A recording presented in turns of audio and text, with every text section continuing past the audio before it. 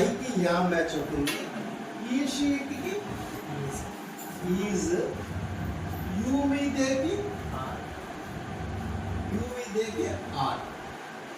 ఈ am is ఆర్తో use చేస్తే sentence చెప్తే అది ఓన్లీ కరెంట్ ప్రెసెంట్లో జరుగుతున్న పనుల గురించి మాత్రమే వాడాలి, వెర్బ్కి ఐఎన్జీ పెట్టాలి. ఫర్ ఎగ్జాంపుల్, నువ్వు హాస్టల్లో ఉంటున్నావు హైదరాబాద్లో, ఏం చెప్తావు? ఐ స్టేయింగ్ అట్ హాస్టల్ అనుకోడు, ఆ విషయంగా ఏమన్నది? I am staying at hostel అన్నది యామ్ పెట్టాలి. ఎందుకంటే యామ్ అంటే యామ్ అనేది ఒక సపోర్టింగ్ వర్డ్, ప్రెసెంట్లో జరుగుతున్నది అనే భావం వస్తుంది. తెలుగులో కూడా ఉంటుంది, నేను హాస్టల్లో ఉంటూ ఉన్నాను. అలాగే మా సిస్టర్ హాస్టల్లో ఉంటూ ఉంది, మై సిస్టర్ ఈజ్. నేనేం చేస్తాను? మీకు ఇంగ్లీష్ చెప్తున్నా, I am teaching you English. I am teaching you English అంటే ఇప్పుడు మీకు నేను ఇంగ్లీష్ నేర్పిస్తున్నాను, నేర్పిస్తూ ఉన్నాను. ఇంకోటి, నేను నేర్పిస్తున్నాను అని చెప్తే అది ఎంతసేపటి నుంచో లేదా ఎంతకాలం నుంచో నేర్పిస్తున్నాను అనే విషయం మీకు తెలుస్తుందా? Do you know? Can you figure out? Can you guess ఎంతకాలం నుంచి నేర్పిస్తున్నాను నేను అంటే? ఎంతకాలం నుండి నేను ఇంగ్లీష్ నేర్పించే వృత్తిలో ఉన్నానో తెలుస్తుందా మీకు? సరే, తెలియదు, చెప్పాలి.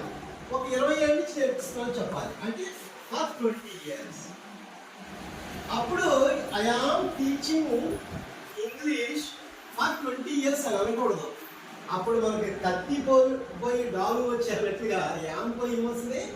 హ్యావ్ బీన్ అని వస్తుంది. అంతేనా? I have been teaching English for 20 years అని.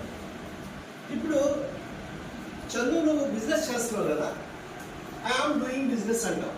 ఎంతకాలం చేస్తున్నావు? 10 years చేస్తున్నావా? ఐ హ్యావ్ బీన్ అనాలి, కానీ I am doing business for 20 years 10 years 5 years అనకూడదు. ఎందుకంటే ఏం చేస్తున్నావు? పాస్ట్లో ఎంతకాలం అయిందో కూడా యాడ్ చేస్తున్నావు. దాన్ని మనకి present continuous plus past experience అన్నాం. ఇంగ్లీష్ గ్రామర్లో ఏం చెప్పారు? పేరుకి present perfect continuous. I have been doing business for 20 years. I have been teaching English for 10 years. అలాగే సిన్స్ పెడితే I have been teaching English since 2004 or 2010 specific year ఉండాలి. ఓకే, తెలుగులో రెండింటికి ఒకటే ఫార్మాట్. ఎలాగా?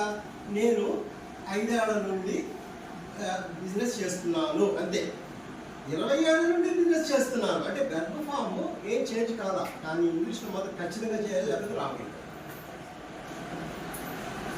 హిందీలో ఏ ఇతర భాషల్లో కూడా మనకి అలాగే ఉంటుంది. హిందీలో కూడా మే బిజినెస్ కర్ రహా హూ, మే బిజినెస్ కర్ రహా హూ అంటాడు, 20 साल से कर रहा हूँ అంటాడు. కానీ హిందీలో కూడా ఉంటుంది, मैं 20 साल से बिजनेस करता रहा हूँ అనాలి. యాక్చువల్గా అది గ్రామటికల్గా ఎవరు మాట్లాడతారు, తెలుగులో అసలు మాట్లాడతారు. అసలు ఏమన్నారంటే నేను 20 ఏళ్ళ నుంచి బిజినెస్ చేస్తూనే ఉన్నాను అన్నారు.